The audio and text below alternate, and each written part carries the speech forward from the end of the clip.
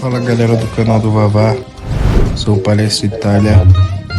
Passando claro, falar pra vocês se inscreverem no canal, deixar o like que é muito importante, tá bom? Valeu, tamo junto. Do UOL. Depois de um jogo desse, o que dizer, né? Você já conseguiu identificar por que o Palmeiras conseguiu essa virada tão espetacular pelo placar, pelo que não fez no primeiro tempo, pela forma com que construiu no segundo, né? Você, inclusive, volta do primeiro para o segundo sem alterações e o time reage mesmo assim. E só uma questão de a gente ouvir também o outro lado da moeda, né? Porque o John Textor saiu reclamando muito da arbitragem do campo, criticando o presidente da CBF e tal, pedindo até a renúncia do presidente Edinaldo. Eu queria saber só a sua percepção sobre o lance da expulsão do Adrielson, por favor. Boa noite.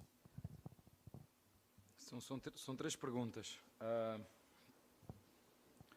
Falar do Textor, eu já disse, para mim é um dos melhores presidentes que está aqui no Brasil.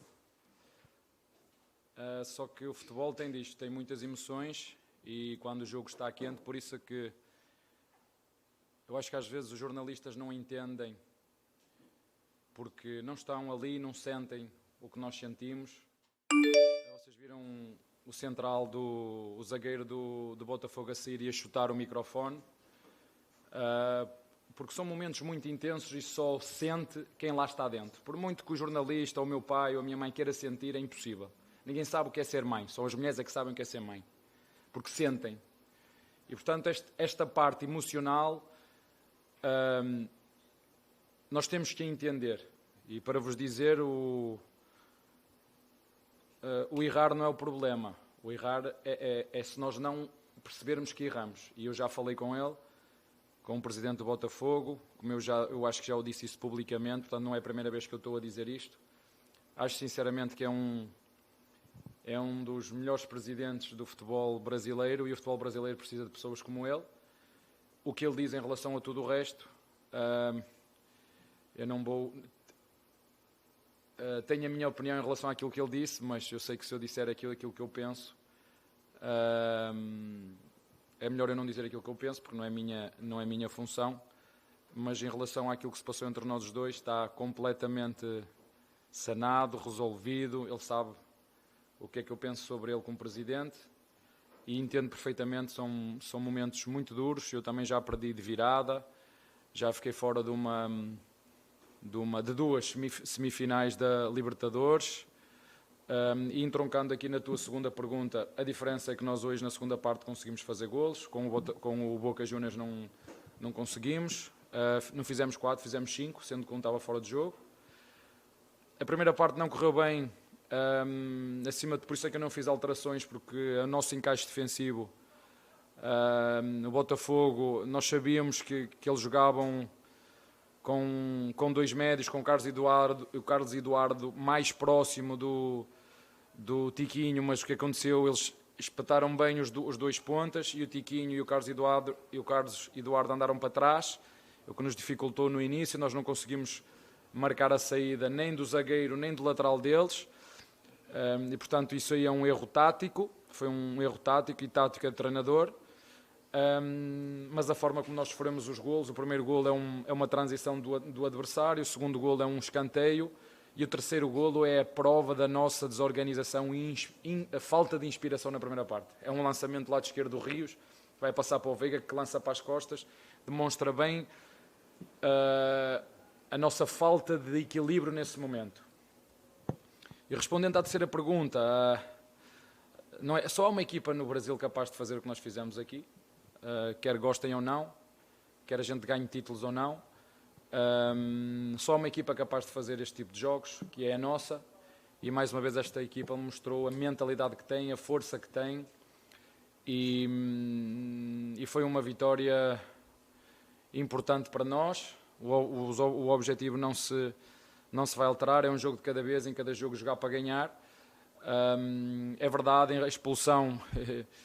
Eu fiquei, no mínimo tinha que haver um amarelo ali, no mínimo, e o árbitro não deu nada e depois transformou-se numa expulsão. Eu já apanhei muito do STJD, muito, e apanhei, e outros colegas meus fizeram o mesmo que eu e tiveram não a mesma penalização do que eu. Mas eu guardo tudo, como disse, eu perdoo toda a gente, mas não me esqueço de nada. Bel, boa noite. Seguindo essa linha que você disse que só tem uma equipe que é possível fazer isso, muita gente já descartava, talvez muitos torcedores, rivais, descartavam o Palmeiras na briga do título. Essa partida de hoje, pela forma que foi, não só os 3 pontos, mas tudo que construiu a história do jogo de hoje, coloca o Palmeiras na briga pelo título ou o Palmeiras nunca esteve fora da briga do título? Eu não vou alterar aquilo que disse há uma volta atrás, quando o Botafogo nos ganhou em nossa casa. Disse que o Botafogo tinha tudo para ser campeão e é a única equipa que depende deles para ser campeão. É a única. Portanto, tem essa vantagem e isso eu não vou alterar. Nós vamos procurar fazer os nossos jogos. Temos saídas muito difíceis. Hoje era muito difícil. Jogámos em casa agora outro jogo difícil. Quem conhece o Brasileirão... em cima dos 3 anos que tenho aqui, sabe que cada jogo é de tripla e, portanto, é um jogo de cada vez. Não vou mudar o discurso, entendo o que vocês vão dizer. Os jornalistas vão começar agora a dizer que o Palmeiras, não é? Os mesmos jornalistas que influenciaram negativamente que o Palmeiras estava morto, que depois influenciam as nossas massas, que depois, por sua vez, criticam os jogadores, criticam o treinador, mas é assim. Mas pronto, o que nós temos que continuar a fazer é isto, é perceber que não vamos ganhar sempre, mas esta atitude, nem contra o Boca, nem contra o São Paulo, quando perdemos na Copa do Brasil, e portanto também perder para aquele que foi campeão é sinal que tudo fizeram e que nós saímos da competição pelo campeão, que o São Paulo foi o São Paulo que foi campeão. Portanto, é um jogo de cada vez. Foi um jogo que vai ficar nas nossas memórias, que vai ficar na minha memória seguramente. Nós já até nos treinos nós acreditamos que é possível virar jogos de 6-0 para 8-7 e portanto isso depois passa para o jogo e foi um jogo, como te disse, que nos correu bem. Conseguimos marcar muitos golos, ao contrário de outros jogos que, por exemplo, por muito que nos queiram criticar quanto ao Santos, a minha responsabilidade como treinador é fazer a análise não em cima do resultado, mas das oportunidades que nós falhamos. E, por exemplo, contra o Santos perdemos o jogo e não devíamos ter perdido esse jogo, e perdemos porque não fomos capazes das 4 ou 5 que criámos fazer golo, e hoje fizemos só na segunda parte 5 golos, né? Sendo que um estava fora de jogo. Oi, Abel, boa noite. Queria falar um pouco sobre esse lado emocional, né? Quando o Endrick faz o primeiro gol, ele vira para os companheiros e fala: me dá a bola, eu quero a bola. O que isso representa? O que isso te mostra como treinador, quando você tem um jogador de 17 anos assim, um elenco que, de algum jeito, não desistiu? Isso é o que mais me enche de orgulho desta equipa, mas não é de hoje, é de sempre. Embora nem todos pensem da mesma maneira que eu, e tenho esse direito, esta equipa, no meu entender, como treinador desta equipa, que os vê treinar, ela nunca... Faltou inspiração, faltou qualidade técnica, mas entrega e esforço nunca faltou nesta equipa. Eu nunca cheguei ao final de um jogo que dissesse à minha equipa, que às vezes digo: hoje não ganhamos porque vocês não entregaram o que podiam. Vocês não se esforçaram, nunca. Às vezes acontece estarmos menos inspirados. Falando do Endrick e da equipa, esta é uma equipa que tem uma mistura, eu também já vos disse, entre experiência e reverência. O Endrick, como todos os outros, começou muito bem o ano, passou um período muito mau, que alguns de vocês até o queriam colocar na equipa B, não é? Alguns jornalistas disseram ele devia ir para a equipa B porque ainda é muito jovem. Só que um treinador como eu, que tem 44 anos, que veio de uma das melhores formações do futebol do mundo e que passou em todos os clubes onde passou, teve sempre jogadores à sua disposição. Os clubes ganharam, é verdade, a comissão técnica do Abel, noutros clubes não ganharam títulos, mas os clubes ganharam muito dinheiro por aquilo que foi a nossa atenção aos jovens, de os puxar para a equipa principal e no devido tempo, o que eu lhe chamei aqui o tempo de Deus, deixá-los entrar no jogo, deixá-los errar, tirá-los, metê-los outra vez, e assim se faz o crescimento de um jogador. E não é por acaso que o Real Madrid, os olheiros do Real Madrid são competentes. Agora estamos a falar, mais uma vez, nós estamos a falar de um miúdo de 17 anos, que ainda não é maior de idade, que tem oscilações, mas é sempre bom porque esta mistura entre a irreverência deles, dos mais jovens, e da experiência dos mais velhos, dá nesta mística. E eu disse-lhes, ao intervalo, disse-lhes duas coisas. É impossível fazermos pior do que esta primeira parte, portanto, a segunda parte nós vamos melhorar seguramente, e era fundamental nós entrarmos, fazermos um golo para tentar entrar no jogo. E correu tudo bem, fizemos um golo, fizemos logo a seguir outro, mas estava fora de jogo. Logicamente que o nosso adversário com -1 nos criou ainda mais vantagem, as substituições também foram no sentido sempre de ir arriscando e ao contrário de outros jogos que podíamos ter ganho, esta última bola, por exemplo, do Murilo que entrou, o Rony teve 2 contra o Boca para fazer o 2-1 e nós não conseguimos fazer, e o futebol é assim mesmo, o futebol é mágico por isto mesmo. Oi, Abel, tudo bem? David Sharp, do Antenados na Jogada.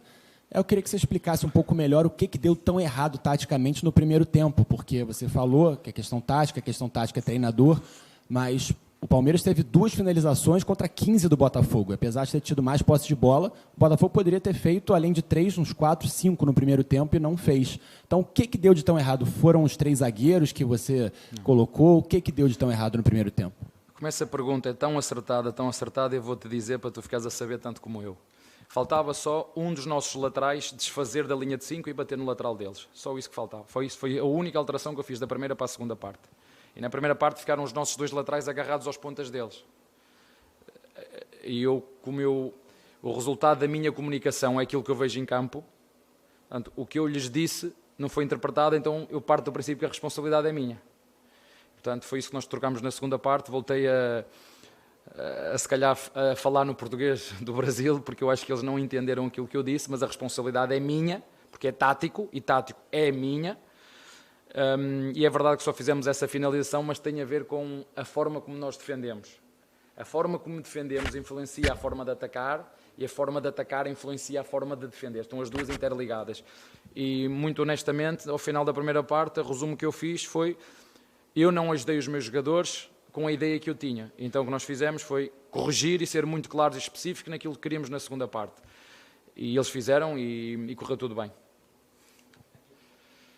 Abel, boa noite, bom revê-lo. Gil Carvalho, Rádio Superando Gigantes Esportes. Abel, eu estava em transmissão e observava você quando a sua equipe tomou os 3 gols. Aí eu lembro que o narrador falou: Gil, e o Abel? Eu falei: o Abel está olhando para o campo, pensativo, mas eu não consigo, Garcia Júnior, da Rádio Sonora, né?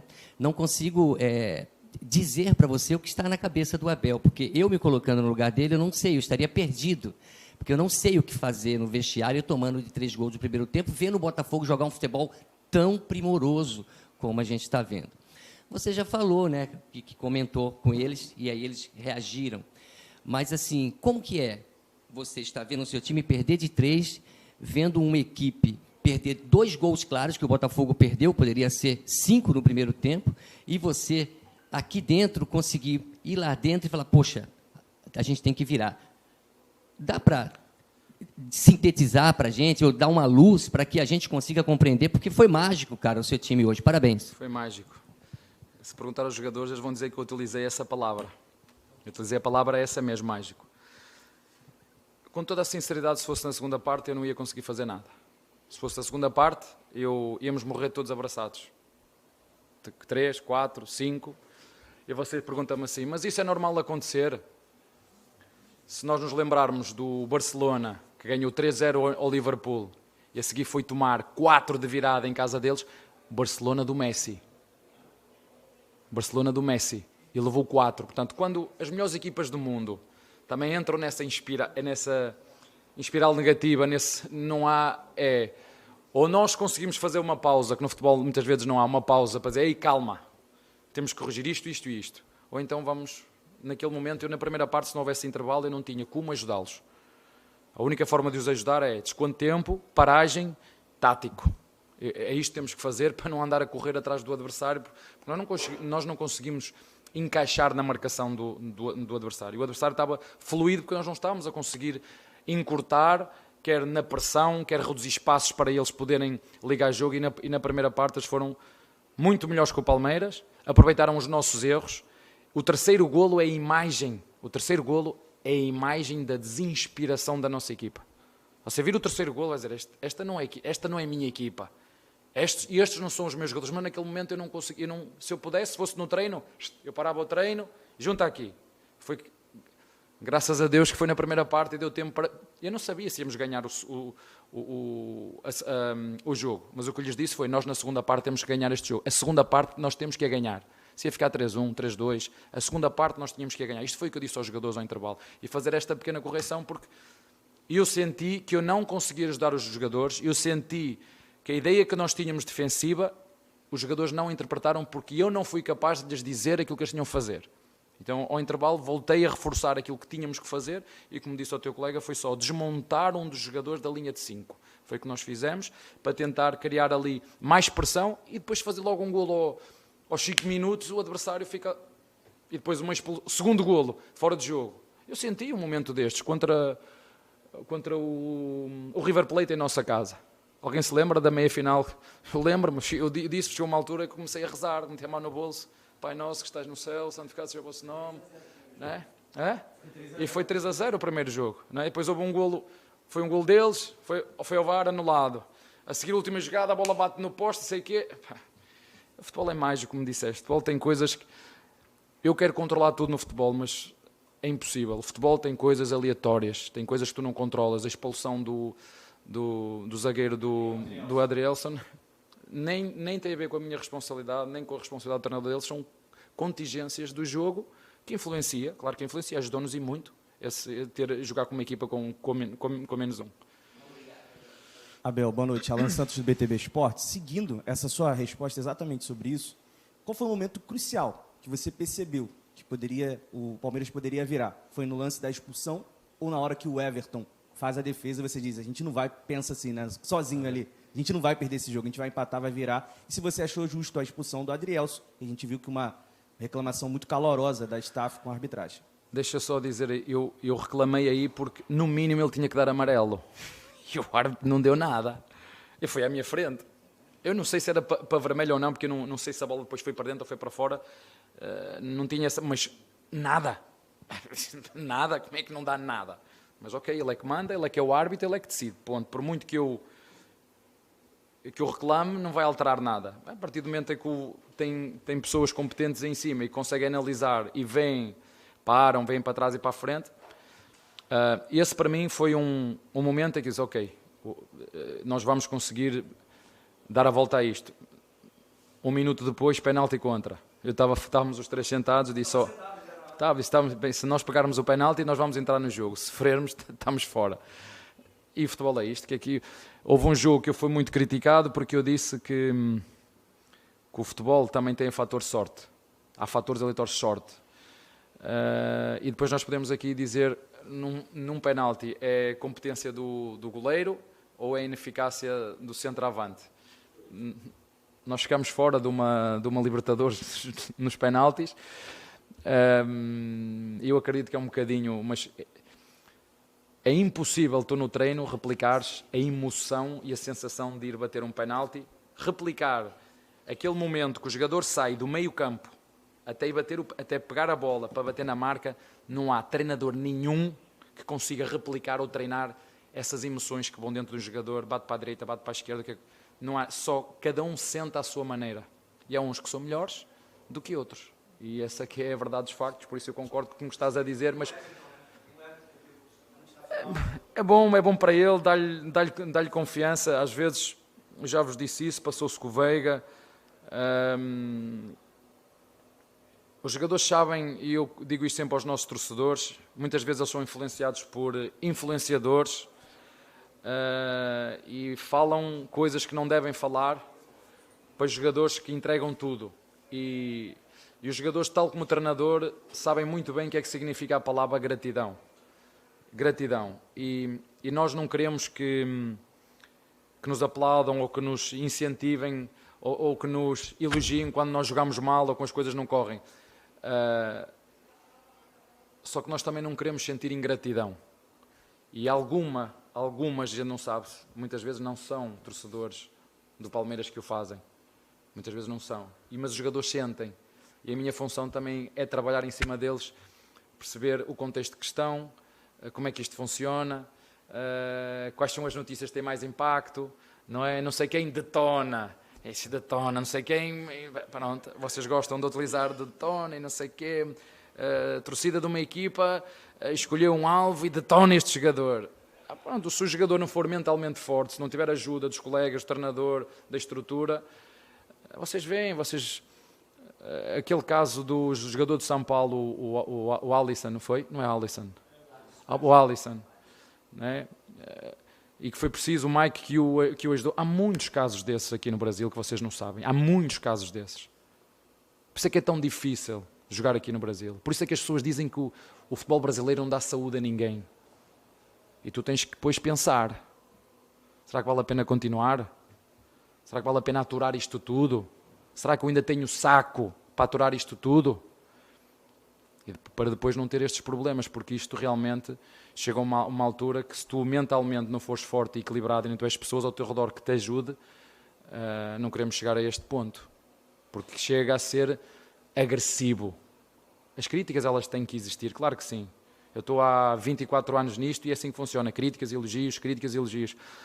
Agora, há críticas aqui que passam do limite, chegam a ser ofensivas. Isto depois tem impacto, não é? Tem impacto nos jogadores, e seja dos jogadores do Palmeiras, do Flamengo, do Corinthians. Nós assistimos. Porque é que o William, vocês nunca se pararam para ler o que é que o William disse quando foi embora do Corinthians?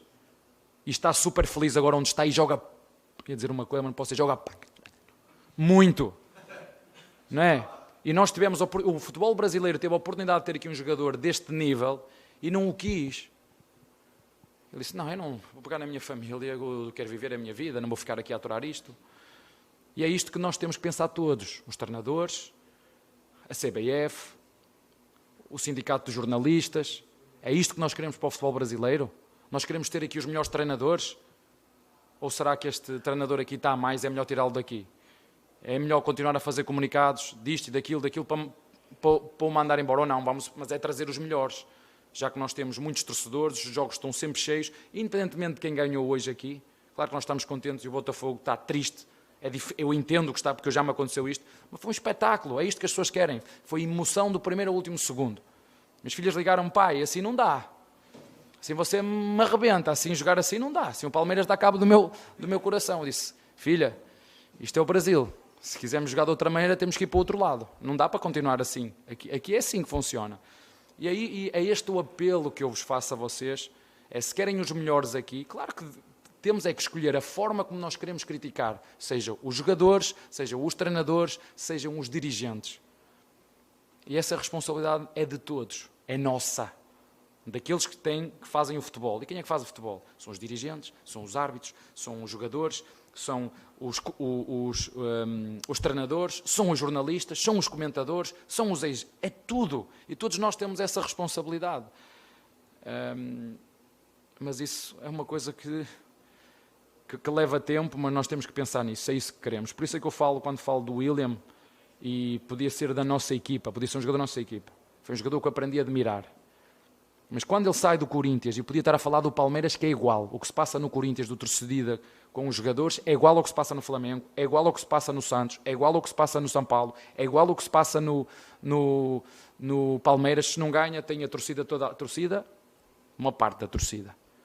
E depois, nós mandamos jogadores com esta qualidade embora, depois querem que o futebol brasileiro melhore como? Se os jogadores chegam a uma altura e são tratados desta maneira, que dizem, não, deixa-me que eu vou sair daqui, vou para a Inglaterra, as pessoas lá respeitam-me, as pessoas lá sabem que eu vou jogar bem e a seguir vou jogar mal porque faz parte. Isto acontece com o Neymar, acontece com o Messi, acontece com o Ronaldo, acontece com todos no mundo, mas aqui não se perdoa. Aqui não se perdoa se jogar mal, não se perdoa. Tem que se escolher um vilão. Quem és tu aí? Tu é que falhaste o golo, és tu o culpado. E os outros 11 que estão lá dentro? E o treinador? E se nós virmos isto num todo, eu acredito que nós podemos ter muitos Williams aqui. Mas isto era uma coisa que devia fazer refletir todo o mundo. Porquê é que jogadores como o William decidem vir e depois chegam a uma altura e dizem, meus amigos, eu não estou para aturar mais isto. E vão embora. Isto é uma coisa para todos nós pensarmos. Está bem? Um abraço. Fala galera do canal do Vavá. Sou o Palestra Itália. Passando para falar para vocês se inscreverem no canal. Deixar o like que é muito importante, tá bom? Valeu, tamo junto.